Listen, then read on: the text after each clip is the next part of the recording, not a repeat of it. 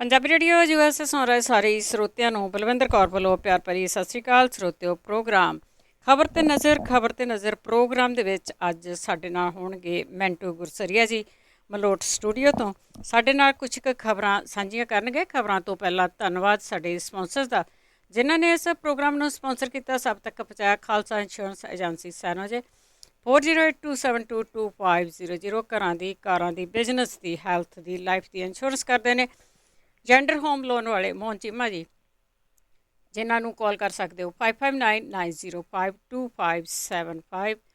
ਟਰਕੀਆਣਾ immigration ਲਾ firm 4159090503। Krishna ਧਨੋਤਾ ਜੀ ਜੁਬਾ city ਤੋਂ। Baljinder Singh Nijjar Woodland. GN loop and truck wash ਵਾਲੇ ਨਿਮਾ ਸਹੋਤਾ ਜੀ 2092770113। ਇਹਨਾਂ ਨੂੰ ਤੁਸੀਂ ਕਾਲ ਕਰ ਸਕਦੇ ਹੋ। ਪਰਮਜੀਤ ਕੌਰ ਰੰਗੀ ਵੈਸਟ ਕੋਸਟ ਟਰੱਕ ਸਕੂਲ ਵਾਲੇ ਜਿਨ੍ਹਾਂ ਨੂੰ ਤੁਸੀਂ ਕਾਲ ਕਰ ਸਕਦੇ ਹੋ 5593744541। ਆਪ ਸਭ ਦਾ ਬਹੁਤ ਬਹੁਤ ਧੰਨਵਾਦ ਕਰਦੇ ਹਾਂ। ਪ੍ਰੋਗਰਾਮਾਂ ਨੂੰ ਸਪਾਂਸਰ ਕਰਦੇ ਹੋ, ਸਭ ਤੱਕ ਪਹੁੰਚਾਉਂਦੇ ਹੋ। ਮੇਰੇ ਨਾਲ ਜੁੜ ਚੁੱਕੇ ਨੇ ਮੈਂਟੂ ਗੁਰਸਰੀਆ। ਸਤਿ ਸ਼੍ਰੀ ਅਕਾਲ, ਸਵਾਗਤ ਹੈ ਜੀ। ਸ਼ੁਕਰੀਆ ਜੀ, ਸਾਰਿਆਂ ਨੂੰ ਸਤਿ ਸ਼੍ਰੀ ਅਕਾਲ ਜੀ। ਸਭ ਤੋਂ ਪਹਿਲਾਂ ਮੋਦੀ ਦੀ ਗੱਲ ਕਰ ਲੈਂਦੇ ਹਾਂ ਕਿ ਮੋਦੀ ਮੰਤਰੀ ਮੰਡਲ ਦੇ ਵਿੱਚ ਕੋਈ ਵੱਡਾ ਫੇਰਬਦਲ ਹੋਣ ਜਾ ਰਿਹਾ ਹੈ।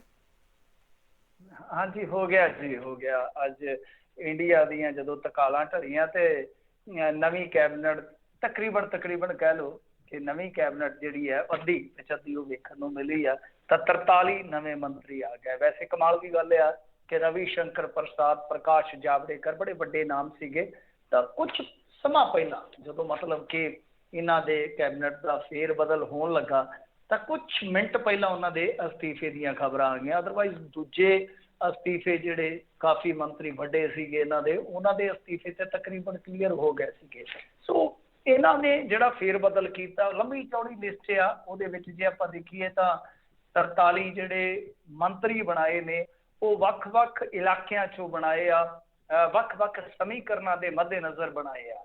ਮਤਲਬ ਕਿ ਜਿਵੇਂ ਲਾ ਲਓ ਕਿ ਕਿਤੇ ਅਗਾਂਹ ਇਲੈਕਸ਼ਨ ਆ, ਉਸ ਚੀਜ਼ ਨੂੰ ਵੀ ਇਹਨਾਂ ਨੇ ਦ੍ਰਿਸ਼ਟੀਗੋਚਰ ਰੱਖਿਆ ਕਿ ਆਉਣ ਵਾਲੇ ਸਮੇਂ ਦੇ ਵਿੱਚ ਇੱਧਰੋਂ ਲਾਹਾ ਮਿਲ ਸਕਦਾ। ਜਿੱਦਾਂ ਹਿਮਾਚਲ ਦੇ ਵਿੱਚੋਂ ਅਨੁਰਾਗ ਸਿੰਘ ਠਾਕਰ ਨੂੰ ਇਹਨਾਂ ਨੇ ਹੋਰ ਪ੍ਰਮੋਟ ਕਰ ਦਿੱਤਾ। ਪਹਿਲਾਂ ਉਹ ਰਾਜ ਮੰਤਰੀ ਸੀਗਾ ਤਾਂ ਹੁਣ ਉਹਨੂੰ ਪ੍ਰਮੋਟ ਕਰਕੇ ਕੈਬਨਿਟ ਮਿਨਿਸਟਰ ਦਾ ਦਰਜਾ ਦਿੱਤਾ ਗਿਆ। ਮਤਲਬ ਕਿ ਹਿਮਾਚਲ 'ਚ ਆਉਣ ਵਾਲੇ ਸਮੇਂ 'ਚ ਇਲੈਕਸ਼ਨ ਜੋ ਹੈ। ਇਸ ਤੋਂ ਇਲਾਵਾ ਹਰਦੀਪ ਸਿੰਘ ਪੁਰੀ ਦੀ ਵੀ ਪ੍ਰਮੋਸ਼ਨ ਹੋ ਗਈ ਜਿਹੜੇ ਪੰਜਾਬ ਤੋਂ ਇਲੈਕਸ਼ਨ ਹਾਰ ਗਏ ਸਨ। ਤਾਂ ਇਸ ਤਰ੍ਹਾਂ ਮਤਲਬ ਕਿ ਸਮੀਕਰਨ ਬਿਠਾਇਆ। ਜਿੱਦਾਂ ਬਿਹਾਰ ਦੇ ਵਿੱਚ ਉਹ ਕਹਿੰਦਾ ਸੀਗਾ ਪਾਸਵਾਨ ਦਾ ਮੁੰਡਾ ਕਿ ਮੈਂ ਮੋਦੀ ਦਾ ਹਨੂਮਾਨ ਆ, ਤਾਂ ਉਹਨਾਂ ਨੇ ਫਟੇ ਚਕਾ ਕੇ ਤੇ ਮੁੜ ਕੇ ਉਹਦਾ ਚਾਚਾ ਹੀ ਸਾਰੀ ਪਾਰਟੀ ਤੋੜ ਤਾੜ ਕੇ ਉਹ ਇੱਧਰ ਆ ਗਿਆ। ਹਾਲਾਂਕਿ ਉਹਨੇ 2 ਦਿਨ ਪਹਿਲਾਂ ਧਮਕੀ ਤੱਕ ਦਿੱਤੀ ਸੀਗੀ ਕਿ ਮੋਦੀ ਸਾਹਿਬ ਇਹਨੂੰ ਕੈਬਨਿਟ ਦੇ ਵਿੱਚ ਨਾ ਲਿਓ ਮੇਰੇ ਚਾਚੇ ਨੂੰ, ਕਿਉਂਕਿ ਕਾਨੂੰਨਨ ਮੈਂ ਪ੍ਰਧਾਨ ਆ, ਮੈਂ ਹੀ ਇਹਨਾਂ ਦੇ ਵਿਧਾਇਕ ਦਲ ਦਾ ਹੈਗਾ ਵਾਂ, ਮਤਲਬ ਕਿ ਪ੍ਰਧਾਨ, ਚੁਣੇ ਹੋਏ ਨੁਮਾਇੰਦਿਆਂ ਦਾ ਪ੍ਰਧਾਨ ਆ। ਸੋ ਇਹਨੂੰ ਨਾ ਲਿਓ ਨਹੀਂ ਤੇ ਮੈਂ ਮੁਕੱਦਮਾ ਕਰ ਦੇਣਾ। ਪਰ ਉਹ ਕਿੱਥੇ ਪ੍ਰਵਾਹ ਕਰਦੇ ਨੇ ਚੀਜ਼ਾਂ ਦੀ। ਸੋ ਇਸ ਤਰ੍ਹਾਂ ਇੱਕ ਤਾਲਮੇਲ ਬਣਾਇਆ ਇਹਨਾਂ ਨੇ ਕਿ ਸਾਰੇ ਸਮੀਕਰਨ ਜਿਹੜੇ ਸਾਧ ਲੈ ਜਾਣ। ਸਭ ਤੋਂ ਵੱਡੀ ਗੱਲ ਜਿਹੜੀ ਹੈਰਾਨੀ ਵਾਲੀ ਆ ਉਹ ਇਹ ਆ ਕਿ ਇਹਨਾਂ ਨੇ ਸਿਹਤ ਮੰਤਰੀ ਦਾ ਵੀ ਅਸਤੀਫਾ ਦਵਾ ਦਿੱਤਾ। ਉਹਦੀ ਥਾਂ ਤੇ ਵੀ ਨਵਾਂ ਹੈਲਥ ਮਿਨਿਸਟਰ ਆਊਗਾ। ਵੈਸੇ ਉਹਦੀ ਅੱਜ ਮਟਰ ਛਿਲਦਿਆਂ ਦੀ ਫੋਟੋ ਬੜੀ ਵਾਇਰਲ ਹੋ ਰਹੀ ਹੈ। ਲੋਕ ਕਹਿ ਰਹੇ ਆ ਕਿ ਦੁਬਾਰਾ ਹਰਸ਼ਵਰਧਨ ਜੀ ਉਸੇ ਕੰਮ ਲੱਗ ਜਾਣਗੇ ਜਾ ਕੇ। ਪਰ ਵੱਡੀ ਗੱਲ ਤਾਂ ਇਹ ਆ ਕਿ ਜੇ ਤੁਸੀਂ ਮੰਨਦੇ ਹੋ ਕਿ ਸਿਹਤ ਮੰਤਰੀ ਦਾ ਕਿਤੇ ਨਾ ਕਿਤੇ ਕਸੂਰ ਰਿਹਾ ਕਿ ਜੋ ਸੈਕੰਡ ਵੇਵ ਬਹੁਤ ਜ਼ਿਆਦਾ ਤਬਾਹੀ ਕਰ ਗਈ ਤਾਂ ਉਹਦੀ ਫੇਲੀਅਰ ਰਹੀ ਆ, ਤਾਂ ਫਿਰ ਫੇਲੀਅਰ ਤੇ ਸਭ ਤੋਂ ਜ਼ਿਆਦਾ ਜਿਹੜੀ ਆ ਪ੍ਰਧਾਨ ਮੰਤਰੀ ਦੀ ਰਹੀ ਹੈ ਇਸ ਮਾਮਲੇ 'ਚ। ਤਾਂ ਵੈਸੇ ਉਹ ਫੇਲੀਅਰਸ ਦਾ ਇੱਕ ਆਪਣਾ ਇਤਿਹਾਸ ਹੈ ਇਹਨਾਂ ਦਾ, ਨੋਟਬੰਦੀ ਤੋਂ ਲੈ ਕੇ GST ਤੱਕ ਉਸ ਤੋਂ ਇਲਾਵਾ ਬਹੁਤ ਸਾਰੇ ਹੋਰ ਫੈਸਲੇ ਆ ਜਿਹੜੇ ਆਪਾਂ ਨੀਤੀਗਤ ਫੈਸਲੇ ਕਹਿ ਸਕਦੇ ਹਾਂ।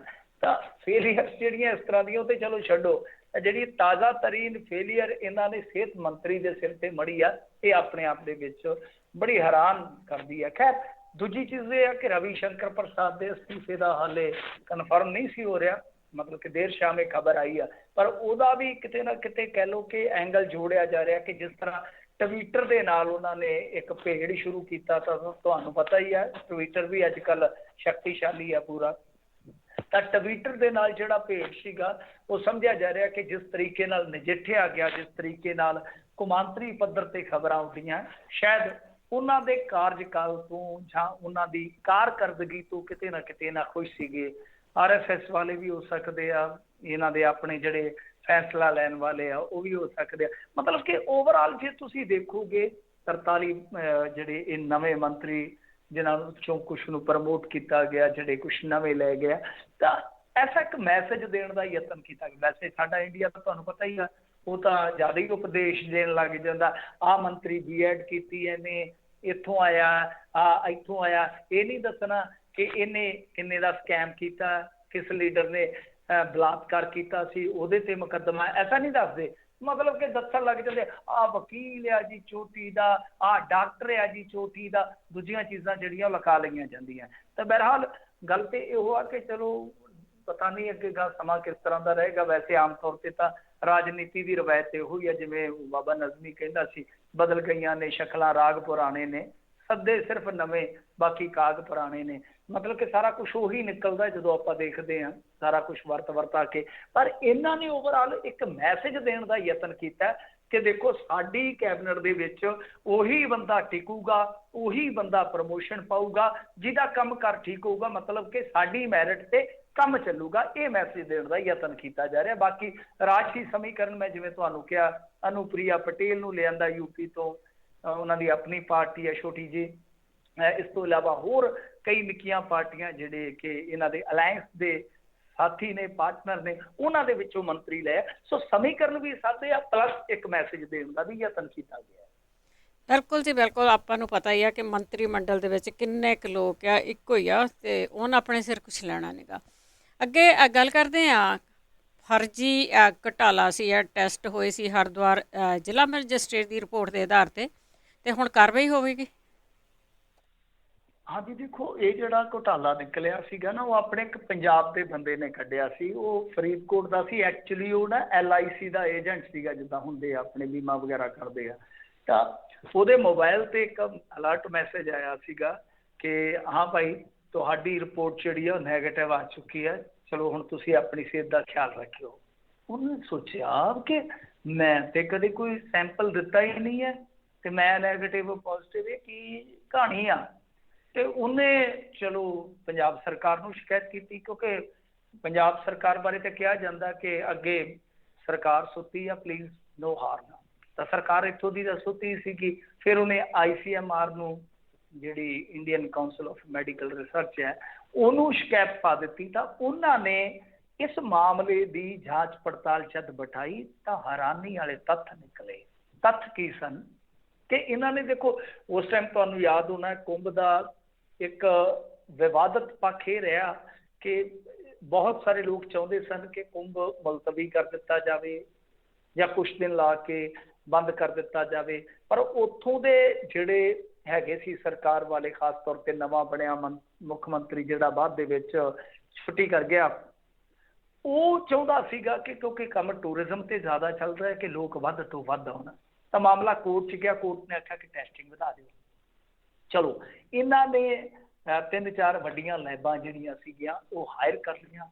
ਉਹਨਾਂ ਨੇ ਸੈਂਪਲਿੰਗ ਲੈਣੀ ਸ਼ੁਰੂ ਕਰ ਦਿੱਤੀ।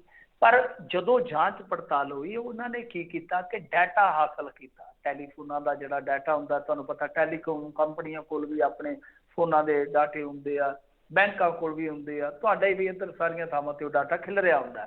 ਤਾਂ ਉਹਨਾਂ ਨੇ ਡਾਟਾ ਕਲੈਕਟ ਕੀਤਾ ਔਰ 1 ਲੱਖ ਤੋਂ ਲੈ ਕੇ ਦੱਸਦੇ ਕਿ 1.5 ਲੱਖ ਤੱਕ ਟੈਸਟ ਫਰਜ਼ੀ ਕਰ ਦਿੱਤਾ, ਮਤਲਬ ਕਿ ਕਾਗਜ਼ਾਂ ਦਾ ਹੀ ਗਰਭਪਾਤ ਕਰੀ ਗਏ। ਅੱਛਾ, ਜਦੋਂ ਹੋਰ ਉਹਨਾਂ ਨੇ ਘੋਖਵੀਂ ਪੜਤਾਲ ਕੀਤੀ ਤੇ ਉਹਦੇ 'ਚ ਇੱਕ ਹੋਰ ਗੱਲ ਨਿਕਲ ਆਈ ਇੱਕ ਘਰ ਦੇ ਵਿੱਚ ਉਹਨਾਂ ਨੇ 530 ਸੈਂਪਲ ਲਏ ਸਨ, ਮਤਲਬ ਕਿ 530 ਜੀਆਂ ਦਾ ਟੱਬਰ ਮੇਰੇ ਖਿਆਲ ਦੇ ਨਾਲ Guinness book of world record ਦੇ ਵਿੱਚ ਦਰਜ ਹੋ ਜਾਣਾ ਕਿ ਕੋਈ 4 ਮਰਲਿਆਂ ਦਾ ਘਰ ਹੋਵੇ ਤੇ ਉਹਦੇ ਚ 530 ਜੀ ਰਹਿੰਦੇ ਹੋਣ। ਇਹ ਕਮਾਲ ਦਾ ਤੱਥ ਸੀਗਾ। ਫਿਰ ਇਹ ਆਇਆ ਕਿ ਜਿਹੜੇ ਸੈਂਪਲ ਕਲੈਕਟਰ ਸਨ, ਜਿਹੜੇ ਕਿ ਮਤਲਬ ਕਿ ਕਲੈਕਟ ਕਰ ਰਹੇ ਸੀਗੇ, ਮਤਲਬ ਕਿ ਡਿਊਟੀ ਲੱਗੀ ਸੀਗੀ ਉਹਨਾਂ ਦੀ, ਤਾਂ ਉਹਨਾਂ ਨੂੰ ਵੀ ਕਿਹਾ ਗਿਆ ਕਿ ਹਾਂ ਵੇਖੋ ਪੁੱਛ ਕੇ ਕੌਣ ਆ। ਤੇ ਕਿਸੇ ਨੇ ਕਿਹਾ ਕਿ ਮੈਂ ਤੇ BSc ਕਰਦਾ, ਕਿਸੇ ਨੇ ਆਖਿਆ ਮੈਂ MSc ਕਰਦਾ। ਉਹਨਾਂ ਪੁੱਛਿਆ ਕਿ ਉੱਤਰਾਖੰਡ ਚ ਕਦੇ ਤੁਸੀਂ ਆਏ ਹੋ ਕਿਸੇ ਕੰਮ ਬਾਬਤ? ਉਹਨਾਂ ਕਿਹਾ ਨਾ, ਅਸੀਂ ਤਾਂ ਜੰਮ ਸਿਰ ਇੱਥੇ ਨਹੀਂ ਆਏ, ਜੋ ਜੰਮੇ ਆ। ਫਿਰ ਇਹ ਪਤਾ ਲੱਗ ਗਿਆ ਕਿ ਜਿਹੜੇ ਸੈਂਪਲ ਕਲੈਕਟ ਕੀਤੇ ਗਏ ਨੇ ਅਸਲ ਦੇ ਵਿੱਚ ਉਹਦੇ ਚ ਵੀ ਗੜਬੜੀ ਹੋਈ ਆ। ਫਿਰ ਪਤਾ ਲੱਗਿਆ ਕਿ ਇੱਕ ਫੋਨ ਤੇ 5-5-7 ਜਿਹੜੀਆਂ ਫੋਨ ਨੰਬਰ ਤੇ 5-5-7 ਜਿਹੜੀਆਂ ਰਿਪੋਰਟਾਂ ਇਹਨਾਂ ਨੇ ਇੱਦਾਂ ਨੈਗੇਟਿਵ ਪੋਜ਼ਿਟਿਵ ਕੀਤੀਆਂ ਨੇ। ਖੈਰ ਬਹਰਹਾਲ ਹੁਣ ਜਾਂਚ ਪੜਤਾਲ ਜਿਹੜੀ ਆ ਉਹ ਅੱਗੇ ਤੁਰ ਗਈ ਆ, ਤਾਂ ਸਮਝ ਲਓ ਕਿ ਰੁੜੀ ਆ, ਪਰ ਉਹ ਮੁਕਾਮ ਤੇ ਪਹੁੰਚੇਗੀ। ਵੱਡੇ ਬੰਦੇ ਜਿਹੜੇ ਇਹਦੇ ਵਿੱਚ, ਕਿਉਂਕਿ ਲੈਬ ਆਪਣੇ ਪੱਧਰ ਤੇ ਸਾਰਾ ਕੁਝ ਕਰ ਰਹੀ ਸੀ, ਤਾਂ ਸਿਹਤ ਮਹਿਕਮਾ ਕਿੱਥੇ ਸੀ? ਸਿਹਤ ਮਹਿਕਮਾ ਕਿਉਂ ਸੁੱਤਾ ਪਿਆ ਸੀ? ਮੰਤਰੀ ਕਿੱਥੇ ਸੀ? ਤਾਂ ਮੈਂ ਜਿਵੇਂ ਤੁਹਾਨੂੰ ਕਿਹਾ ਕਿ ਇੰਟਰਸਟ ਤਾਂ ਪੋਲੀਟੀਸ਼ੀਅਨਸ ਦਾ ਸੀਗਾ ਕਿ ਵੱਧ ਤੋਂ ਵੱਧ ਭੀੜ ਆਉਣੀ ਚਾਹੀਦੀ ਆ, ਵੱਧ ਤੋਂ ਵੱਧ ਇਕੱਠ ਹੋਣਾ ਚਾਹੀਦਾ ਤਾਂ ਕਿ ਸਾਨੂੰ ਆਮਦਨ ਹੋਵੇ, ਤਾਂ ਕਿ ਉਹਨਾਂ ਚੀਜ਼ਾਂ ਨੂੰ ਵੀ ਵਿੱਚ ਜਾਂਚ ਪੜਤਾਲ ਦੇ ਲਿਆ ਜਾਊਗਾ। ਇਹ ਬਹੁਤ ਵੱਡਾ ਸਵਾਲ ਆ। ਪਰ ਇਸ ਮਾਮਲੇ ਦੇ ਵਿੱਚ ਤੁਸੀਂ ਇੱਕ ਚੀਜ਼ ਦੇਖੋ ਕਿ ਹਰੇਕ ਸੈਂਪਲ ਦਾ, ਹਰੇਕ ਰਿਪੋਰਟ ਦਾ ਜੋ ਇਹਨਾਂ ਨੇ ਫਰਜ਼ੀ ਕੀਤੀ ਆ, ਇਹਨਾਂ ਨੇ ਰੁਪਈਆ 300-350 ਕੁੱਟਿਆ। ਮਤਲਬ ਕਿ 1.5 ਲੱਖ ਝੂਠ, ਤੇ ਉਸ ਝੂਠ ਨੂੰ ਤੁਸੀਂ ਗੁਣਾ ਕਰਦੇ ਹੋ 350 ਦੇ ਨਾਲ। ਉਹ ਜਿਵੇਂ ਮਿਰਜ਼ਾ ਗਾਲਬ ਕਹਿੰਦਾ ਸੀ, ਹਜ਼ਾरों ख्वाहिशों ऐसी कि हर ख्वाहिश पे दम निकले, बहुत निकले मेरे अरमान लेकिन फिर भी कम निकले। तो मतलब कि हਜ਼ਾरों ख्वाहिशां जिवें ਹੁੰਦੀਆਂ ਨਾ, ਤੇ ਇੱਥੇ ਲੱਖਾਂ ख्वाहिशां ਬਣ ਗਈਆਂ ਕਿ ਹਰੇਕ ਝੂਠੀ ਰਿਪੋਰਟ ਤੇ ਨਾਲ ਉਹਦਾ 350 ਰੁਪਏ ਦੇ ਹਿਸਾਬ ਨਾਲ ਉਹਦਾ ਮੁਨਾਫਾ ਆ ਇਹਨਾਂ ਨੇ ਇੱਥੇ ਕੁੱਟੀ ਆ। ਬਿਲਕੁਲ ਜੀ, ਜਿਸ ਦੇਸ਼ ਦੇ ਪ੍ਰਧਾਨ ਦੀ ਜਿਹੜੀ ਡਿਗਰੀ ਉਹ ਫਰਜ਼ੀ ਹੋਵੇ ਤਾਂ ਹੋਰ ਕੀ ਹੋਣਾ ਆ ਉੱਥੇ। ਅੱਗੇ ਖਬਰਾਂ ਜਦੋਂ ਆਪਾਂ ਕਰਦੇ ਹਾਂ, ਪੰਜਾਬ ਦੇ ਨਾਲ ਬਹੁਤ ਜ਼ਿਆਦਾ ਅਸੀਂ ਲਗਾ ਹੁੰਦਾ ਆ, ਅਤੇ ਜਦੋਂ ਹੁਣ ਬੰਗਾਲ ਦੀ ਕੋਈ ਖਬਰ ਆਉਂਦੀ ਆ ਤਾਂ ਉਹ ਵੀ ਬੜੀ ਇੰਟਰਸਟਿੰਗ ਹੁੰਦੀ ਆ। ਬੰਗਾਲ ਵਰਸਸ ਕੇਂਦਰ, ਮਮਤਾ ਨੇ ਬੰਨਿਆ ਵਿਧਾਨ ਪ੍ਰੀਸ਼ਦ ਦਾ ਮੁੱਢ। ਹਾਂਜੀ ਦੇਖੋ, ਅਸਲ ਦੇ ਵਿੱਚ ਕੀ ਆ ਕਿ ਜੇ ਤੁਸੀਂ ਪਾਸਟ ਦੇ ਵਿੱਚ ਵੇਖੋਗੇ, ਹਿਸਟਰੀ 'ਚ ਝਾਕੋਗੇ, ਤਾਂ ਵਿਧਾਨ ਪ੍ਰੀਸ਼ਦ ਬੰਗਾਲ ਦੇ ਵਿੱਚ ਸੀਗੀ।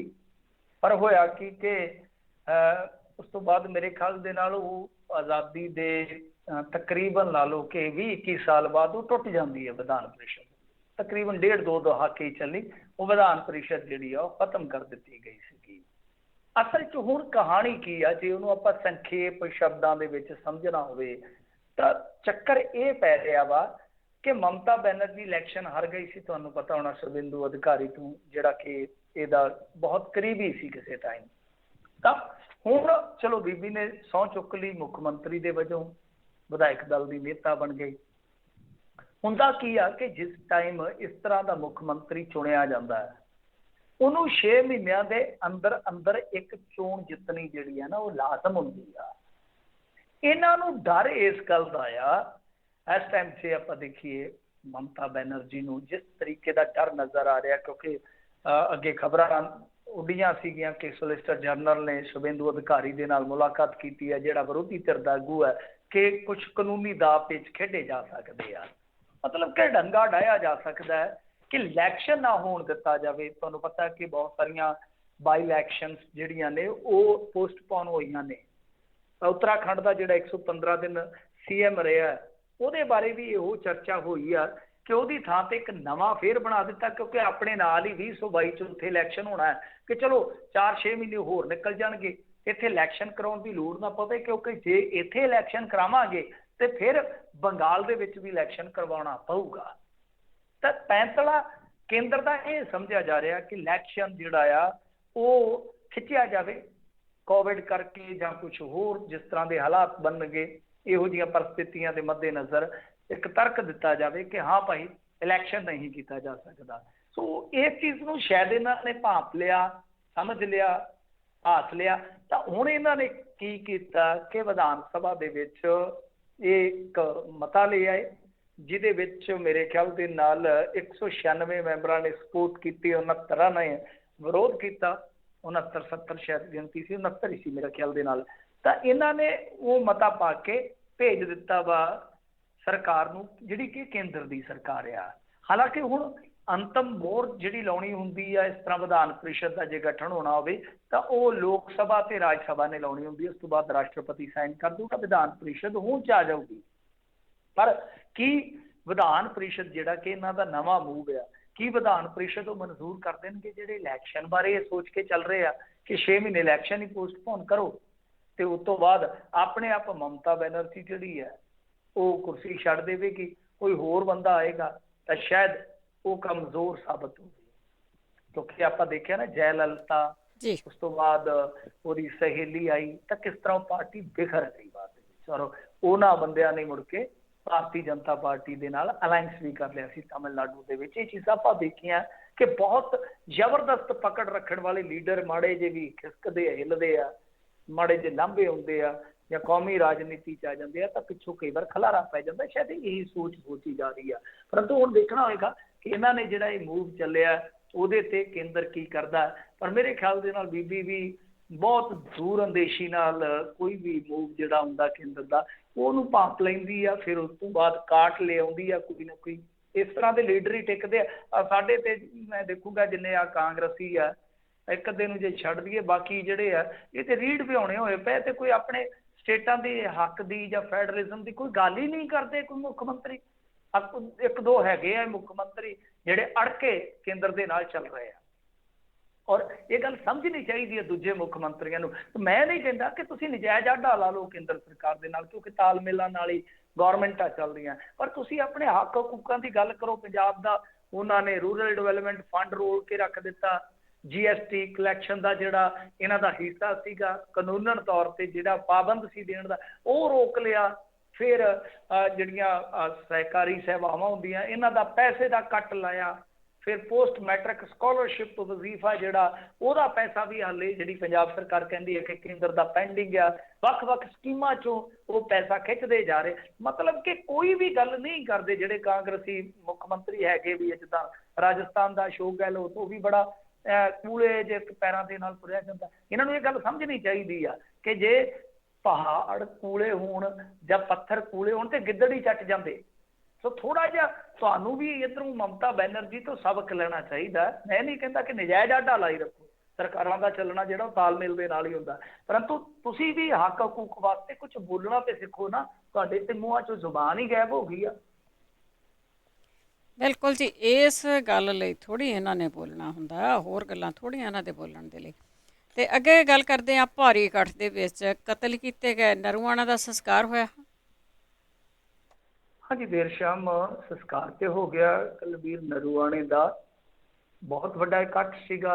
ਜ਼ਾਹਰ ਜੀ ਗੱਲ ਹੈ ਜਦੋਂ ਇਸ ਤਰ੍ਹਾਂ ਦਾ ਕੋਈ ਬੰਦਾ ਵਿਅਕਤੀ ਮਰਦਾ ਤੇ ਬਹੁਤ ਇਕੱਠ ਹੋ ਜਾਂਦਾ ਹੈ। ਤੇ ਵੈਸੇ ਵੀ ਅੱਜ ਕੱਲ੍ਹ ਇਹ ਮੁੱਖ ਧਾਰਾ ਦੇ ਵਿੱਚ ਸੀ, ਆਪਦੇ ਪਿੰਡ ਦੇ ਵਿੱਚ ਕੁੜੀਆਂ ਦੇ ਵਿਆਹ ਕਰਦਾ ਸੀਗਾ, ਹੋਰ ਸਮਾਜਿਕ ਕੰਮ ਜਿਹੜੇ ਸੀਗੇ ਉਹਨਾਂ 'ਚ ਹਿੱਸਾ ਲੈਂਦਾ ਸੀਗਾ। ਇੱਕ ਛਵੀ ਜਿਹੜੀ ਆ ਉਹ ਬਣ ਜਾਂਦੀ ਹੈ, ਤੁਹਾਨੂੰ ਪਤਾ ਰੋਬਨ ਹੁੱਡ ਟਾਈਪ ਦੀ ਛਵੀ ਜਿਹੜੀ ਆ ਇਹੋ ਜਿਹੇ ਬੰਦਿਆਂ ਦੀ ਬਣ ਜਾਂਦੀ ਆ। ਤਾਂ ਲੋਕ ਫਿਰ ਆਪ ਮਾਰੇ ਖਿੱਚੇ ਤੁਰੇ ਆਉਂਦੇ ਆ। ਦੂਜੀ ਗੱਲ ਇਹ ਆ ਕਿ ਵੇਖੋ ਜਦੋਂ ਇਸ ਤਰ੍ਹਾਂ ਦੀ ਕੋਈ ਮੌਤ ਹੁੰਦੀ ਹੈ, ਚਾਹੇ ਕੋਈ ਵੀ ਬੰਦਾ ਹੋਵੇ, ਬੱਚਾ ਛੋਟਾ ਜਿਹਾ ਵਿਲਕਦਾ ਹੋਵੇ, ਮਾਂ ਵਿਲਕਦੀ ਹੋਵੇ, ਵਾਈਫ ਵਿਲਕਦੀ ਹੋਵੇ, ਦਿਲ ਨੂੰ ਤੇ ਧੂਹ ਪੈਂਦੀ ਆ ਨਾ, ਚਾਹੇ ਬੰਦਾ ਕੋਈ ਵੀ ਹੋਵੇ। ਇਸ ਟਾਈਮ ਦੇਖੋ ਇੱਕ ਬੁਝਾਰਤ ਬਣੀ ਹੋਈ ਆ। ਕੁਲਬੀਰ ਨਰੂਆਣੇ ਦਾ ਸਵੇਰੇ 7:50 ਤੇ ਮਰਡਰ ਹੋਇਆ। ਉਹ ਮੁੰਡਾ ਫੜਿਆ ਗਿਆ, ਉਹ ਇਹਨਾਂ ਦਾ ਸਾਥੀ ਸੀਗਾ।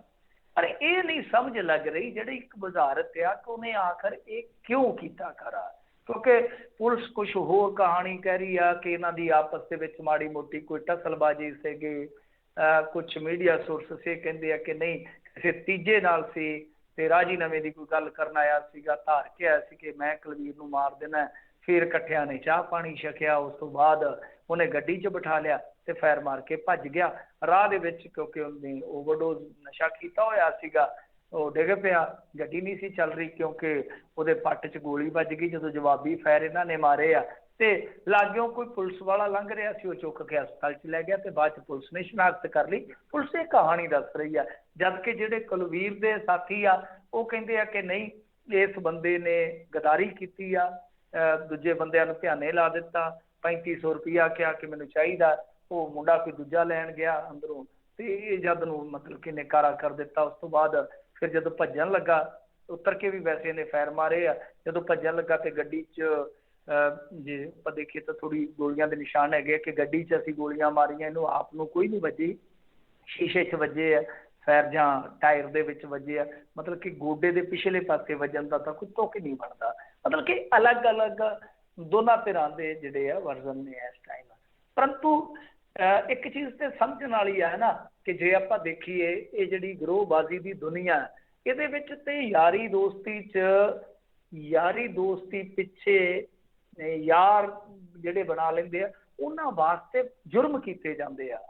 ਮੈਂ ਐਸੇ ਗਰੋਹਬਾਜ਼ ਦੇਖੇ ਵੀ ਆਪਣੀ ਜ਼ਿੰਦਗੀ 'ਚ, ਮੈਂ ਨਿੱਜੀ ਤੌਰ ਤੇ ਵੀ ਜਾਣਦਾ ਵਾਂ, ਜਿਨ੍ਹਾਂ ਦੇ ਕੋਈ ਕੇਸ ਬਹੁਤੇ ਵੱਡੇ ਨਹੀਂ ਸੀਗੇ, ਪਰ ਉਹ ਫਰਾਰੀਆਂ ਕੱਟਦੇ ਰਹੇ ਆਪਣੀ ਯਾਰੀ ਦੋਸਤੀ ਪਿੱਛੇ। ਫਿਰ ਬੰਦੇ ਮਰੇ ਯਾਰੀ ਦੋਸਤੀ ਪਿੱਛੇ, ਦੂਜਿਆਂ ਨੂੰ ਮਤਲਬ ਕਿ ਬਦਲਾ ਲੈਣ ਲਈ ਮਾਰਦੇ ਰਹੇ। ਯਾਨੀ ਇਸ ਦੁਨੀਆ ਦੇ ਵਿੱਚ ਯਾਰੀ ਦੋਸਤੀ ਦੀ ਤਾਂ ਬੜੀ ਅਹਿਮੀਅਤ ਹੁੰਦੀ ਆ। ਤੇ ਜੇ ਕੋਈ 10-12 ਸਾਲ ਨਾਲ ਰਹਿ ਕੇ ਇਸ ਤਰ੍ਹਾਂ ਦਾ ਕਾਰਾ ਕਰਦਾ, ਔਰ ਉਹ ਬੰਦਾ ਜਿਹੜਾ ਘਰੋਂ ਵੈਲ ਸੈਟਲਡ ਆ, ਜਾਂ ਤਾਂ ਉਹ ਜਿਵੇਂ ਦੱਸ ਰਹੇ ਪੁਲਿਸ ਵਾਲੇ ਡਰੱਗੀ ਆ, ਤਾਂ ਜਾਂ ਤਾਂ ਇਹ ਹੋ ਸਕਦਾ ਜਿੱਦਾਂ ਇਹ ਦੱਸਦੇ ਕਿ ਸਾਨੂੰ ਸ਼ੱਕ ਆ ਕਿ ਦੂਸਰੇ ਗਰੁੱਪ ਦੇ ਨਾਲ ਮਿਲ ਗਿਆ ਜਿਨ੍ਹਾਂ ਨੇ ਕੁਝ ਸਮਾਂ ਪਹਿਲਾਂ ਹਮਲਾ ਕੀਤਾ ਸੀ, ਜਾਂ ਕੋਈ ਨਿੱਜੀ ਖੁੰਦਕ ਹੋ ਸਕਦੀ ਆ। ਹੋ ਸਕਦਾ ਕਿ ਸ਼ਾਇਦ ਕੁਲਵੀਰ ਦੇ ਸਾਥੀਆਂ ਨੂੰ ਵੀ ਨਾ ਪਤਾ ਹੋਵੇ ਕਿ ਜਿਹੜੀ ਇਹਨਾਂ ਦੋਨਾਂ ਦੇ ਵਿੱਚ ਕੋਈ ਗੱਲਬਾਤ ਹੈ, ਜਾਂ ਕੋਈ ਮਨਸ਼ਾ ਉਹਦੇ ਮਾਈਂਡ ਦੇ ਵਿੱਚ ਹੋਰ ਹੀ ਪਲ ਰਹੀ ਹੋਵੇ। ਕਿਉਂਕਿ ਇੱਥੇ ਇਹੀ ਹੁੰਦਾ, ਇਹ ਸਮੁੰਦਰ ਹੈ ਜਿਹੜਾ ਕ੍ਰਾਈਮ ਦਾ, ਉਹਦੇ ਵਿੱਚ ਕੀ ਹੁੰਦਾ ਕਿ ਬਹੁਤ ਵੱਡੇ ਮਗਰਮੱਛ ਨੂੰ ਮਾਰ ਕੇ ਜਿਹੜੀਆਂ ਛੋਟੀਆਂ ਮੱਛੀਆਂ ਹੁੰਦੀਆਂ ਮਸ਼ਹੂਰ ਹੁੰਦੀਆਂ ਨੇ। ਸੋ ਇਹ ਚੀਜ਼ਾਂ ਜਿਹੜੀਆਂ ਇਹ ਆਪਣੇ ਕਿਆਫੇ ਨੇ ਕਿ ਕੀ ਹੋ ਸਕਦਾ ਹੈ। ਉਹ ਹੁਣ ਬੋਲੇਗਾ ਜਾਂ ਪੁਲਿਸ ਕੁਝ ਆਫੀਸ਼ੀਅਲੀ ਦੱਸੇਗੀ, ਉਸ ਤੋਂ ਬਾਅਦ ਹੀ ਕਲੀਅਰ ਹੋਏਗਾ। ਪਰੰਤੂ ਅੱਜ ਸਾਰਾ ਦਿਨ ਕਹਿ ਲਓ ਕਿ ਪੰਜਾਬੀ ਮੀਡੀਆ ਦੀ ਕਵਰੇਜ ਜੋ ਹੋਈ ਹੈ, ਜਾਂ ਸੋਸ਼ਲ ਮੀਡੀਆ ਦਾ ਜਿਹੜਾ ਟ੍ਰੈਂਡ ਆ, ਉਹ ਇਸ ਖਬਰ ਦੇ ਦੁਆਲੇ ਘੁੰਮਿਆ ਸਭ ਕੁਝ। ਪਰੰਤੂ ਇਸ ਸਵਾਲ ਦਾ ਜਵਾਬ ਨਹੀਂ ਮਿਲ ਸਕਿਆ ਹੁਣ ਤੱਕ ਕਿ ਆਖਰ ਉਸ ਮੰਨੇ ਸੰਧੂ ਨੇ, ਜਿਹੜਾ ਕੁਲਵੀਰ ਦਾ ਸਾਥੀ ਸੀ, ਕੁਲਵੀਰ ਨੂੰ ਜਿਹੜਾ ਕਿ ਬਹੁਤ ਸਾਰੇ ਦੁਸ਼ਮਣਾਂ ਚੋਂ ਬਚ ਕੇ ਮੇਨ ਸਟ੍ਰੀਮ 'ਚ ਆ ਗਿਆ ਸੀ ਤੇ ਬੜਾ ਪੱਕਾ ਰਹਿੰਦਾ ਸੀ, ਉਹਨੂੰ ਕਿਉਂ ਮਾਰਿਆ? ਬਹੁਤ ਗੁੰਝਲਦਾਰ ਸਵਾਲ ਬਣ ਗਿਆ। ਇਹ ਸਵਾਲ ਹੀ ਰਹੂਗਾ ਜੀ। ਅੱਗੇ ਗੱਲ ਕਰਦੇ ਹਾਂ ਠੱਗੀਆਂ ਮਾਰਨ ਦੀ। ਇਹ ਗੱਲ ਦੁਨੀਆ ਦੇ ਵਿੱਚ ਠੱਗੀਆਂ ਬੜੀਆਂ ਮਾਰੀਆਂ ਜਾਂਦੀਆਂ, ਪਰ ਗੁਰੂ ਘਰ ਦੇ ਨਾਲ ਹੀ ਠੱਗੀ ਮਾਰੀ, ਨਕਲੀ ਖੰਡਾ ਚੜਾਤਾ। ਰੱਬ ਨਾਲ ਠੱਗੀਆਂ ਕਿਉਂ ਮਾਰੇ ਬੰਦਿਆਂ? ਇਹ ਤੇ ਹੁਣ ਰੱਬ ਨਾਲ ਵੀ ਠੱਗੀਆਂ ਮਾਰਦੇ ਪਏ ਨੇ।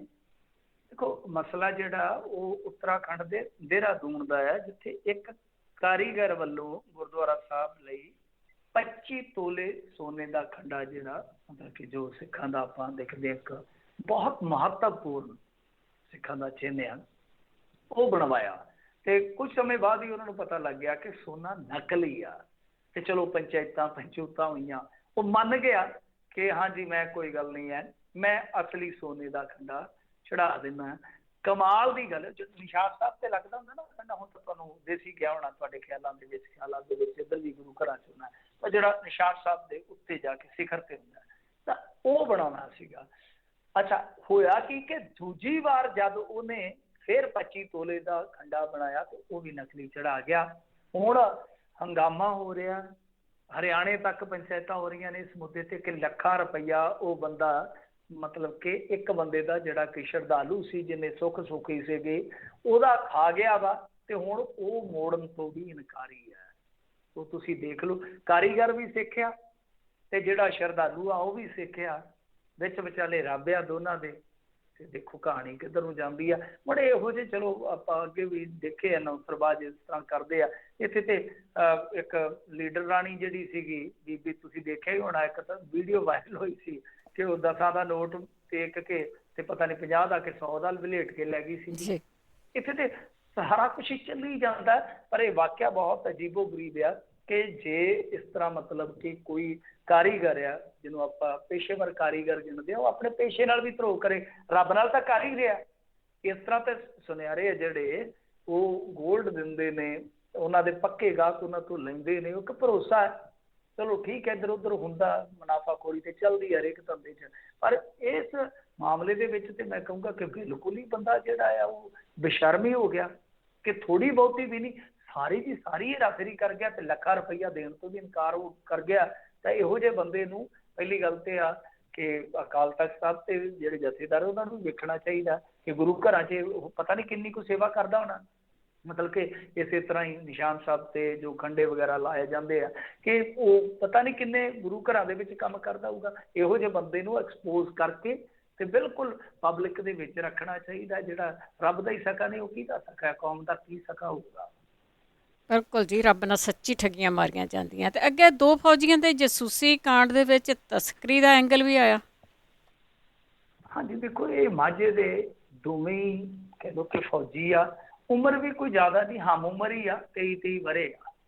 ਨਵੇਂ ਭਰਤੀ ਹੋਏ ਸਨ। ਇੱਕ ਦਾ ਤੇ ਬਾਪ ਵੀ ਫੌਜ ਦੇ ਵਿੱਚੋਂ ਆਇਆ ਵਾ, ਪੈਨਸ਼ਨ ਆਇਆ। ਬਾਅਦ ਦੇ ਵਿੱਚ ਮੇਰੇ ਖਿਆਲ ਦੇ ਨਾਲ ਉਹਨੇ ਦਿੱਲੀ ਪੁਲਿਸ ਜੁਆਇਨ ਕਰ ਲਈ ਸੀ। ਇੱਕ ਦਾ ਪਿੰਡ ਹੈਗਾ ਜੇ ਪੂਨੀਆ, ਬੜਾ ਮਸ਼ਹੂਰ ਪਿੰਡ ਆ ਮਾਝੇ ਦੇ ਵਿੱਚ। ਇੱਕ ਦਾ ਹੈਗਾ ਚੀਚਾ। ਇਹ ਦੋਨੇ ਹੀ ਸੀਗੇ। ਤਾਂ ਹੋਇਆ ਕੀ ਸੀਗਾ ਕਿ ਕੁਝ ਸਮਾਂ ਪਹਿਲਾਂ ਜਾਂ ਕੁਝ ਦਿਨ ਪਹਿਲਾਂ ਕਹਿ ਲਓ ਕਿ ਪੁਲਿਸ ਨੇ ਇੱਕ ਤਸਕਰ ਨੂੰ ਫੜਿਆ ਸੀਗਾ। ਉਹਦੇ ਕੋਲੋਂ ਥੋੜੀ ਜਿਹੀ ਹੈਰੋਇਨ ਫੜੀ ਗਈ ਸੀਗੀ। ਉਸ ਤੋਂ ਬਾਅਦ ਜਦੋਂ ਉਹਨੂੰ ਨਿਚੋੜਿਆ ਉਹਨਾਂ ਨੇ ਚੰਗੀ ਤਰ੍ਹਾਂ, ਉਹਨੇ ਇੱਕ ਨਾਂ ਲਿਆ ਹੋਰ ਜਿਹੜਾ ਕਿ ਉਸੇ ਇਲਾਕੇ ਦਾ ਸੀਗਾ।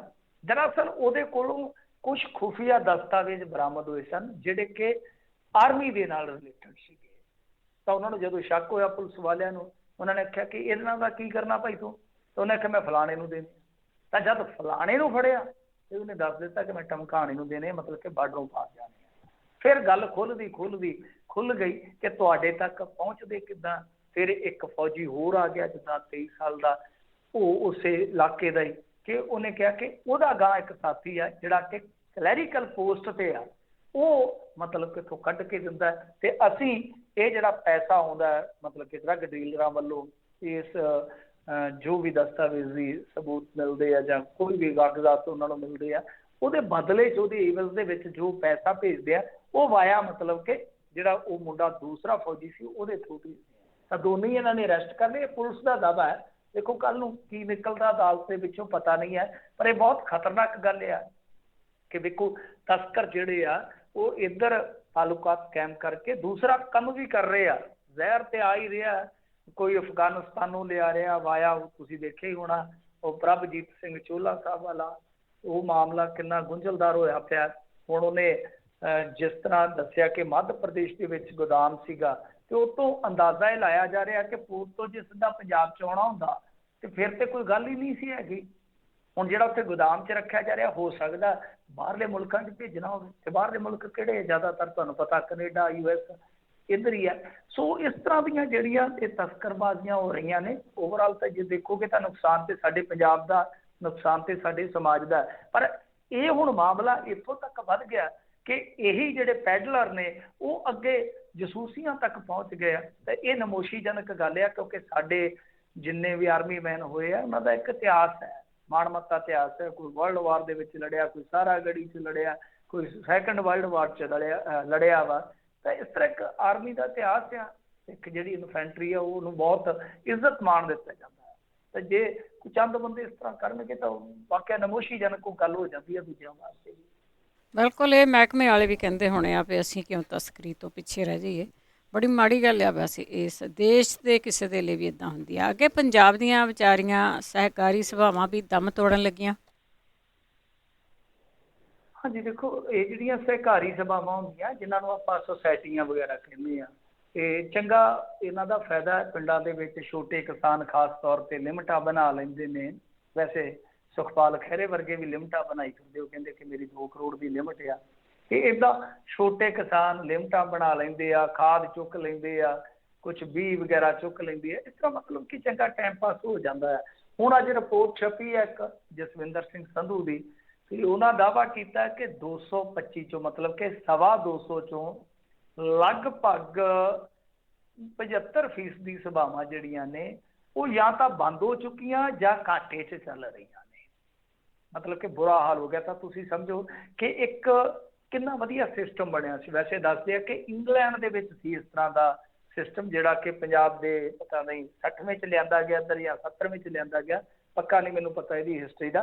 ਪਰ ਦੱਸਦੇ ਆ ਕਿ UK ਦੀ ਵੈਸੇ ਵੀ ਆਪਾਂ ਦੇਖੀਏ ਤਾਂ ਕਾਪੀ ਪੇਸਟ ਹੈ ਨਾ ਆਪਣਾ ਸੰਵਿਧਾਨ ਜਿਹੜਾ ਇੰਡੀਆ ਦਾ, ਤਾਂ ਇਹ ਵੀ ਉੱਥੋਂ ਹੀ ਕਾਪੀ ਕੀਤਾ ਗਿਆ ਸੀਗਾ ਮਾਡਲ। ਪਰ ਪੰਜਾਬ ਦੇ ਵਿੱਚ ਬਹੁਤ ਕਾਮਯਾਬ ਹੋਇਆ। ਤਾਂ ਇਹਦੀ ਹੁਣ ਜਿਹੜੀ ਕਹਿ ਲਓ ਕਿ ਮੰਦੀ ਹਾਲਤ ਹੈ, ਉਹਦੇ ਵਾਸਤੇ ਪੰਜਾਬ ਸਰਕਾਰ ਨੂੰ ਵਧੇਰੇ ਜ਼ਿੰਮੇਵਾਰ ਮੰਨਿਆ ਜਾ ਰਿਹਾ, ਕਿਉਂਕਿ ਜਿਹੜਾ ਸਹਿਕਾਰੀ ਮਹਿਕਮਾ ਹੈ ਉਹ ਆਪਣੇ ਵੱਲੋਂ ਸਾਡਾ ਘਿਓ ਵੇਚੋ ਜੀ, ਬਾਜ਼ਾਰ ਦੇ ਨਾਲੋਂ ਵੀ ਮਹਿੰਗੇ ਭਾਅ ਤੇ ਵੇਚੋ ਜੀ, ਸਾਡੀ ਪੱਤੀ ਵੇਚੋ ਜੀ, ਸਾਡਾ ਫਲਾਣਾ ਪ੍ਰੋਡਕਟ ਵੇਚੋ ਜੀ।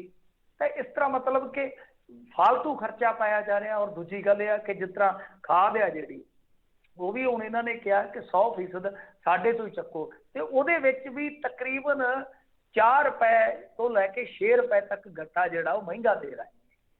ਤਾਂ ਇਸ ਕਰਕੇ ਜਿਹੜੇ ਸਹਿਕਾਰੀ ਸਭਾਵਾਂ ਦੇ ਨਾਲ ਜੁੜੇ, ਸੁਸਾਇਟੀਆਂ ਦੇ ਨਾਲ ਜੁੜੇ ਆ ਬੰਦੇ, ਉਹ ਦੱਸਦੇ ਆ ਕਿ ਮੁਲਾਜ਼ਮਾਂ ਦੇ ਖਰਚੇ ਕੱਢਣੇ ਵੀ ਔਖੇ ਹੋਏ ਪਏ ਆ। ਪਰ ਇਹ ਹੋਇਆ ਇਸ ਕਰਕੇ ਕਿ ਪੰਜਾਬ ਸਰਕਾਰ ਦਾ ਰੋਲ ਇਹਦੇ ਵਿੱਚ ਗਲਤ ਰਿਹਾ। ਹੁਣ ਇੱਕ ਚੀਜ਼ ਤੁਸੀਂ ਦੇਖੋ ਕਿ ਅਸੀਂ ਆਮ ਤੌਰ ਤੇ ਵਕਾਲਤ ਕੀ ਕਰਦੇ ਆ ਕਿ ਜੇ ਕਾਰਪੋਰੇਟ ਨਾਲ ਲੜਨਾ ਤਾਂ ਕੋਆਪਰੇਟਿਵ ਸਿਸਟਮ ਜਿਹੜਾ ਸਾਡੇ ਕੋਲ ਵਧੀਆ ਹੋਣਾ ਚਾਹੀਦਾ, ਤੇ ਜੋ ਹੈ ਅਸੀਂ ਦੋ ਵੀ ਖਤਮ ਕਰ ਰਹੇ ਹਾਂ। ਜਾਣਾ ਕਿੱਧਰ ਨੂੰ ਆ? ਬਿਲਕੁਲ ਜੀ, ਖਤਮ ਤਾਂ ਪੰਜਾਬ ਸਰਕਾਰ ਨੇ ਜਿਹੜੀ ਵੀ ਮਰਜ਼ੀ ਸਰਕਾਰ ਹੋਵੇ ਸਭ ਕੁਝ ਕੀਤਾ। ਤਾਂ ਅਖੀਰ ਦੇ ਵਿੱਚ ਸੁਖਪਾਲ ਖਹਿਰਾ ਨੂੰ ਜਿਹੜੀ ਮੋਹਲਤ ਮਿਲੀ ਆ, ਇਹਦੀ ਕੁੰਡੀ ਕੀ ਆ? ਹਾਂਜੀ, ਦੇਖੋ ਸੁਖਪਾਲ ਖਹਿਰੇ ਹੋਰਾਂ ਨੂੰ ਇਹ ਵਾਹਵਾ ਖਬਰ ਆਪਾਂ ਕਰਦੇ ਰਹਿੰਦੇ ਅਕਸਰ ਪ੍ਰੋਗਰਾਮਾਂ 'ਚ। ਇਹ 5-6 ਜਾਣੇ ਉਹ ਦਲ ਬਦਲੂ ਆ ਜਿਹੜੇ ਇਹ ਲੰਮੇ ਸਮੇਂ ਤੋਂ ਲਟਕੇ ਪਏ ਨੇ, ਅਸਤੀਫੇ ਦਿੱਤੇ, ਕਿਸੇ ਨੇ ਚੋਣ ਲੜੀ, ਕਿਸੇ ਨੇ ਪਾਰਟੀ ਬਣਾਈ ਵਗੈਰਾ ਵਗੈਰਾ। ਤਾਂ ਹੁਣ ਇਹਨਾਂ ਦੀ ਪੇਸ਼ੀ ਸੀ ਸਪੀਕਰ ਦੇ ਕੋਲ। ਕੱਲ ਸਪੀਕਰ ਨੇ ਇਹਨਾਂ ਨੂੰ ਫਿਰ 20 ਜੁਲਾਈ ਤੱਕ ਕਹਿ ਲਓ ਕਿ ਐਕਸਟਰਾ ਡੇਟ ਦੇ ਦਿੱਤੀ ਆ, ਮੋਹਲਤ ਦੇ ਦਿੱਤੀ ਆ ਕਿ ਹੁਣ ਸੁਣਵਾਈ ਜਿਹੜੀ 20 ਜੁਲਾਈ ਨੂੰ ਹੋਏਗੀ। ਇਹ ਸਭ ਜੀ ਦੇਖੋ ਗੱਲ ਇਹ ਆ ਕਿ ਇੰਡੀਆ ਦਾ ਬੇੜਾ ਗਰਕਿਆ ਪਿਆ। ਐਂਟੀ ਡਿਫੈਕਸ਼ਨ ਲਾਅ ਇਹਨਾਂ ਨੇ ਬਣਾਇਆ ਸੀਗਾ 1985 ਦੇ ਵਿੱਚ, ਸਾਰੇ ਅਧਿਕਾਰ ਦਿੱਤੇ ਸਪੀਕਰ ਨੂੰ, ਤੇ ਸਪੀਕਰ ਨੂੰ ਟਾਈਮ ਬਾਉਂਡ ਵੀ ਨਹੀਂ ਕਰਕੇ ਦਿੱਤਾ ਇਹਨਾਂ ਨੇ ਸੰਵਿਧਾਨ ਦੇ ਮੁਤਾਬਕ ਕਿ ਹਾਂ ਭਾਈ ਜੇ ਕੋਈ ਦਲ ਬਦਲੀ ਦਾ ਮਾਮਲਾ ਆਉਂਦਾ ਤਾਂ ਇੰਨੇ ਹਫ਼ਤਿਆਂ 'ਚ ਨਿਬੇੜਨਾ। ਕੀ ਗੱਲ ਹੈ, ਤੂੰ ਫੁੱਟਬਾਲ ਖੇਡਣੀ ਜਾ ਕੇ ਮਾਨਚੈਸਟਰ ਕਲੱਬ ਦੇ ਵਿੱਚ ਕਿ ਤੇਰਾ ਟਾਈਮ ਹੀ ਨਹੀਂ ਲੱਗਦਾ? ਤੇਰਾ ਤੇ ਕੰਮ ਹੀ ਇਹ ਆ ਕਿ ਸਾਲ ਦੇ ਵਿੱਚ 3-4 ਸੈਸ਼ਨ ਹੁੰਦੇ ਆ, 1.5 2.5 ਦਿਨ ਦੀ ਤੁਸੀਂ ਬੈਠਕ ਕਰਦੇ ਹੋ, ਦੂਜਾ ਟਾਈਮ ਕੀ ਕਰਦੇ ਹੋ ਤੁਸੀਂ? ਇਹ ਮੇਰੇ ਖਿਆਲ ਦੇ ਨਾਲ ਬਹੁਤ ਚੋਰ ਮੋਰੀਆਂ ਨੇ ਜਿਨ੍ਹਾਂ ਦਾ ਇਸਤੇਮਾਲ ਇਹ ਲੋਕਾਂ ਨੇ ਕੀਤਾ ਹੁਣ ਤੱਕ। ਤਾਂ ਸਪੀਕਰ ਸਾਹਿਬ ਜਿਹੜੇ ਆ ਉਹ ਤੁਹਾਨੂੰ ਪਤਾ ਹੀ ਆ ਕਿ ਇੰਡੀਆ ਦੇ ਵਿੱਚ ਪਾਰਟੀਆਂ ਦੇ ਨੁਮਾਇੰਦੇ ਹੁੰਦੇ ਆ, ਤੇ ਪਾਰਟੀਆਂ ਦੀ ਜਿਹੜੀ ਹੁੰਦੀ ਆ ਫਿਰ ਤੁਹਾਨੂੰ ਪਤਾ ਸੋਚ ਸਟ੍ਰੈਟਜੀ ਜੋ ਵੀ ਹੁੰਦੀ ਆ ਉਹ ਉਹਦੇ ਮੁਤਾਬਕ ਹੀ ਕੰਮ ਕਰਦੇ ਆ। ਹੁੱਡਾ ਨੇ ਵੀ ਇਸ ਤਰ੍ਹਾਂ ਕੀਤਾ ਸੀ ਹਰਿਆਣੇ 'ਚ, 4.5 ਸਾਲ ਤੱਕ ਇਲੈਕਸ਼ਨ ਨਹੀਂ ਸੀ ਹੋਣ ਦਿੱਤਾ, ਆਪਣੇ ਵੀ ਤਕਰੀਬਨ 3 ਸਾਲ ਕੱਢ ਗਿਆ। ਹੁਣ ਖੇ ਦੀ ਮਿੱਟੀ ਇਲੈਕਸ਼ਨ ਹੋਣਾ ਦਾ ਤਾਂ ਦੂਸਰਾ ਇਲੈਕਸ਼ਨ ਆ ਗਿਆ। ਜੇ ਅਸਤੀਫੇ ਕਬੂਲ ਵੀ ਕਰ ਲੈਣਗੇ, ਚੋਣ ਕਮਿਸ਼ਨ ਨੇ ਇਲੈਕਸ਼ਨ ਕਰਵਾਉਣਾ ਵੀ ਹੋਇਆ ਇਹਨਾਂ ਦੀ ਥਾਂ ਤੇ ਦੇਖ ਲਓ ਕਿ ਗਾਂ ਇਲੈਕਸ਼ਨ ਨਾਲ ਹੋਏਗਾ ਕਹਿਣਗੇ ਹੁਣ ਕੀ ਜ਼ਿਆਦਾ। ਔਰ ਦੂਜੀ ਗੱਲ ਇਹ ਆ ਕਿ ਇਹ ਏਡੇ ਬੇਸ਼ਰਮ ਨੇ ਜਿੰਨੇ ਵੀ ਇਹ ਵਿਧਾਇਕ ਨੇ। ਹਿਸਾਬ ਲਾ ਲਓ, ਸੁਖਪਾਲ ਖਹਿਰਾ ਕਾਂਗਰਸ 'ਚੋਂ ਗਿਆ, ਆਮ ਆਦਮੀ ਪਾਰਟੀ 'ਚੋਂ ਚੁਣਿਆ ਗਿਆ, ਫਿਰ ਆਪਣੀ ਪਾਰਟੀ ਬਣਾਈ, ਇਲੈਕਸ਼ਨ ਲੜਿਆ, ਜ਼ਮਾਨਤ ਜ਼ਬਤ ਕਰਾਈ, ਫਿਰ ਕਾਂਗਰਸ 'ਚ ਆ ਗਿਆ, ਪਰੰਤੂ ਵਿਧਾਇਕੀ ਨਹੀਂ ਛੱਡੀ ਜਿਹੜੀ ਕਿ ਆਮ ਆਦਮੀ ਪਾਰਟੀ ਦੇ ਚੋਣ ਨਿਸ਼ਾਨ ਤੋਂ ਹਾਸਲ ਕੀਤੀ ਹੈ। ਸੰਦੋਆ ਦੇਖ ਲਓ, ਕੈਪਟਨ ਦੀ ਤੇ ਸਪੀਕਰ ਦੀ ਹਾਜ਼ਰੀ 'ਚ ਕਾਂਗਰਸ ਜੁਆਇਨ ਕਰ ਗਿਆ, ਫਿਰ ਬੈਕਗੇਅਰ ਲਾ ਕੇ ਆਮ ਆਦਮੀ ਪਾਰਟੀ 'ਚ ਆ ਗਿਆ। ਕੀ ਕਰੋਗੇ ਤੁਸੀਂ? ਸੋ ਇਹਨਾਂ ਨੂੰ ਤਾਂ ਚਾਹੀਦਾ ਸੀਗਾ ਕਿ ਜੇ ਤੁਸੀਂ ਪਾਰਟੀ ਬਣਾਈ ਆ ਜਾਂ ਪਾਰਟੀ ਕੋਈ ਹੋਰ ਜੁਆਇਨ ਕੀਤੀ ਆ, ਉਸੇ ਦਿਨ ਹੀ ਕਾਰਾਂ ਦੀਆਂ ਚਾਬੀਆਂ ਰੱਖ ਦਿੰਦੇ, ਉਸੇ ਦਿਨ ਹੀ ਗਨਮੈਨਾਂ ਨੂੰ ਕਹਿੰਦੇ ਕਿ ਲਓ ਭਾਈ ਜਾਓ, ਅਸੀਂ ਲੋਕਾਂ ਵੱਲੋਂ ਚੁਣੇ ਗਏ ਸਾਂ, ਜਿਸ ਪਾਰਟੀ ਵੱਲੋਂ ਚੁਣੇ ਗਏ ਸਾਂ, ਹੁਣ ਅਸੀਂ ਉਹਦੇ ਨਾਲ ਸਹਿਮਤ ਨਹੀਂ ਆ, ਜੇ ਸਾਡੇ 'ਚ ਦਮ ਹੋਇਆ ਤੇ ਅਸੀਂ ਚੁਣ ਕੇ ਦੁਬਾਰਾ ਆ ਜਾਵਾਂਗੇ। ਬਿਲਕੁਲ, ਤੁਹਾਨੂੰ ਇਹ ਤਾਂ ਪਤਾ ਨਾ ਕਿ ਇਸ ਮਹਿਕਮੇ ਲਈ ਇੰਨੇ ਬੇਸ਼ਰਮ ਹੋਣਾ ਬਹੁਤ ਜ਼ਰੂਰੀ ਆ। ਬਹੁਤ ਬਹੁਤ ਧੰਨਵਾਦ ਮੈਂਟੂ ਗੁਰਸਰੀਆ ਜੀ। ਜੀ ਸ਼ੁਕਰੀਆ ਜੀ, ਸਤਿ ਸ਼੍ਰੀ ਅਕਾਲ ਜੀ। ਤੇ ਸਰੋਤੇ ਸਨ ਮੈਂਟੂ ਗੁਰਸਰੀਆ ਜੋ ਸਾਡੇ ਨਾਲ ਜੁੜਦੇ ਨੇ ਤੇ ਕਰਦੇ ਨੇ ਖਬਰਾਂ। ਇਸੇ ਦੇ ਨਾਲ ਸਾਡਾ ਅੱਜ ਦਾ ਬੁਲਟਨ ਇੱਥੇ ਹੀ ਸਮਾਪਤ ਹੋਣ। ਬਲਵਿੰਦਰ ਕੌਰ ਵੱਲੋਂ ਆਪ ਸਭ ਨੂੰ ਹੀ ਸਤਿ ਸ਼੍ਰੀ ਅਕਾਲ।